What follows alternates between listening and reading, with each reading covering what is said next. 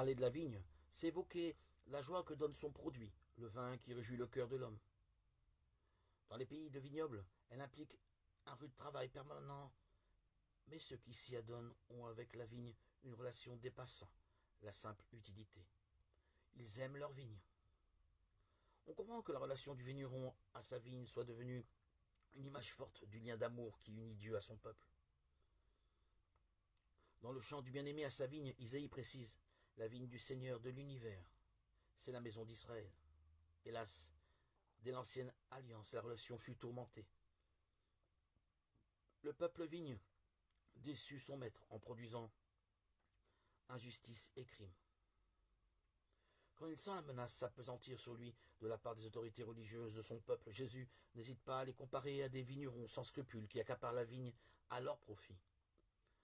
La tension monte entre eux et le maître de la vigne qui, après leur avoir dépêché ses serviteurs en qui on peut voir les prophètes, leur envoie son propre fils. Hélas, encore, cela tournera au drame. Dans ce passage de l'Évangile affleure de manière privilégiée la conscience qu'a Jésus d'être lui-même le fils du divin vigneron. Mais le crime dont il sera bientôt victime ne sera pas le dernier mot des relations tourmentées entre Dieu et son peuple. À la méchanceté humaine succédera, grâce à la miséricorde de Dieu, une nouvelle étape, celle du peuple nouveau, produisant des fruits qui plaisent au maître de la vigne.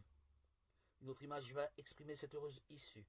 La pierre qu'ont jetée les bâtisseurs est devenue la pierre d'angle. Psaume 117. Citation d'un psaume souvent utilisé pour désigner la résurrection du Christ. Alors, tout ce qui est juste et pur, tout ce qui est digne d'être aimé et honoré, sera pris en compte par le peuple nouveau qui, malgré ses faiblesses, fera la joie du Dieu de la paix. Dans ton amour inépuisable, Seigneur, Dieu éternel et tout-puissant, tu combles ceux qui t'implorent bien au-delà de leurs mérites et de leurs désirs. Répands sur nous ta miséricorde en délivrant notre conscience de ce qui l'inquiète et en donnant plus que nous n'osons demander.